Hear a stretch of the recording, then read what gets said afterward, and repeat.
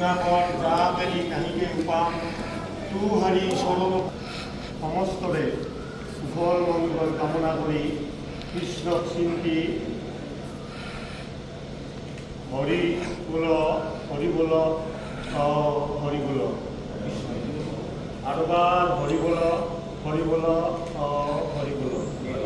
জয় রাম বল জয় হরি বল বাপ বা যুবক সমস্ত কি কেনে বল হরি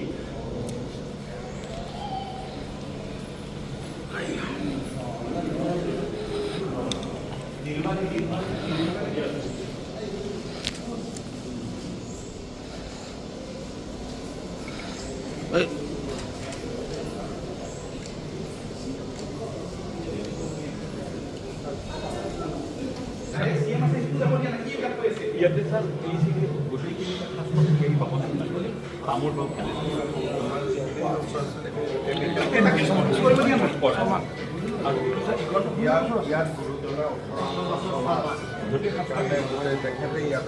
গুণমাল এখন তাত আছিল স্যাৰ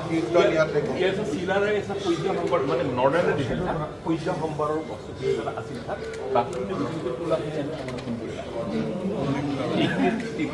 ভাওনা কৰা স্যাৰ এইটো স্যাৰ মাহ প্ৰসাদ এই সময়ত স্যাৰ বেছি মেটেৰিয়েলৰ ব্যৱস্থা নাছিলে স্যাৰ কাঠিদি বস্তা পুৰণা স্যাৰ এইটো দৈতাৰী ঠাকুৰৰ ৰামচৰণ ঠাকুৰৰ মাধৱদেৱৰ ভাগিনীয়েক আছিল তেওঁ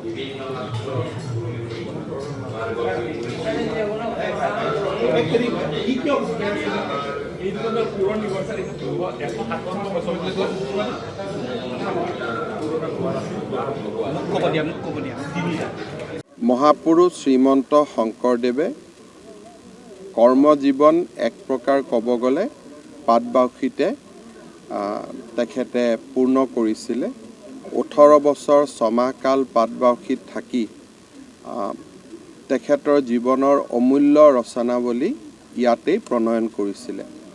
মই পাটবাউসীত অহাৰ সময়তে ঘোষণা কৰিছিলোঁ যে পাটবাউসীত আমি এটা প্ৰকল্প নিৰ্মাণ কৰিম যাতে এই গোটেই সম্পদসমূহ আৰু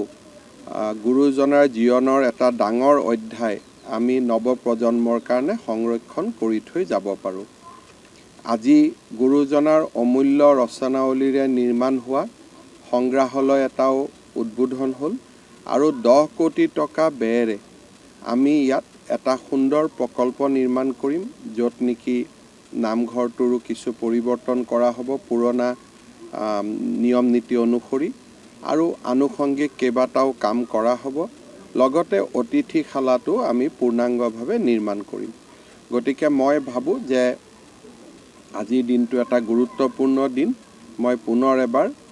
গুৰুজনাৰ প্ৰতি আমাৰ ভক্তিভৰা সেৱা আগবঢ়াইছোঁ